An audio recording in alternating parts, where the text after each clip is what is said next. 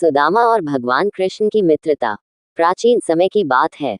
गुरु संदीपनी के आश्रम में दो बालक शिक्षा ग्रहण कर रहे थे। एक थे सुदामा और दूसरे थे कृष्ण। दोनों में गहरी मित्रता थी। आश्रम में वे साथ साथ पढ़ते, खेलते और गुरुदेव की सेवा करते। परंतु जीवन ने उन्हें अलग अलग राहों पर डाल दिया। गुरुकुल की शिक्षा पूर्ण करने के बाद कृष्ण द्वारका लौट गए और वहां के राजा बन गए, जबकि सुदामा गरीबी में जीवन व्यतीत करने लगे। सुदामा ब्राह्मण थे और भिक्षा मांगकर किसी तरह अपने परिवार का पालन पोषण करते थे। समय बीतता गया और उनकी आर्थिक स्थिति अत्यंत दयनीय हो गई। उनके पास पहनने के लिए ठीक वस्त्र तक नहीं थे, भोजन के लिए अनाज भी मुश्किल से मिलता था। एक दिन उनकी पत्नी सुशीला ने कहा, आपके बचपन के मित्र कृष्ण अब द्वारका के राजा हैं। यदि आप उनके पास जाएं, तो शायद हमारी स्थिति सुधर जाए। पहले तो सुदामा ने संकोच किया, क्योंकि वे मित्रता में स्वार्थ नहीं लाना चाहते थे। परंतु पत्नी के आग्रह करने पर वे तैयार हो गए। सुशीला ने सुदामा को कुछ मुट्ठी भर चिवड़े पोहे एक कपड़े में बांध कर दिए, जो वे कृष्ण को भेंट स्वरूप देना चाहते थे। द्वारका की यात्रा। सुदामा नंगे पैर, धूल धूसरित अवस्था में द्वारका की ओर चल पड़े। लंबी यात्रा के बाद जब वे वहां पहुंचे, तो वे एक साधारण ब्राह्मण के रूप में राजमहल के द्वार पर खड़े हो गए। द्वारपालों ने उनकी दीनहीन अवस्था देखकर अंदर जाने से रोक दिया, परंतु जब उन्होंने कृष्ण का नाम लिया, तो द्वारपालों ने तुरंत उनके आगमन की सूचना दी।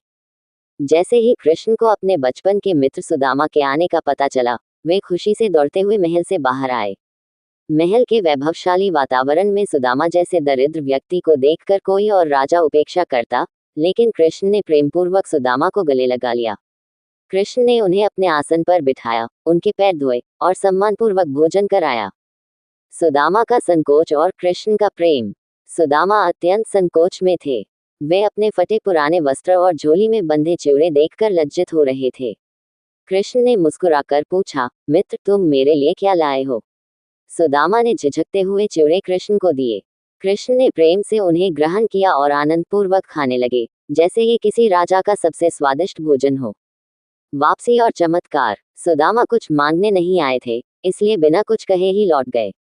लेकिन जब वे अपने गांव पहुंचे, तो उन्होंने देखा कि जहां उनकी झोपड़ी थी, वहां अब एक विशाल महल खड़ा था। उनकी पत्नी और बच्चे कीमती वस्त्रों में थे और उनके पास अपार धन संपत्ति थी। ये देखकर सुदामा समझ गए कि यह कृष्ण की कृपा थी।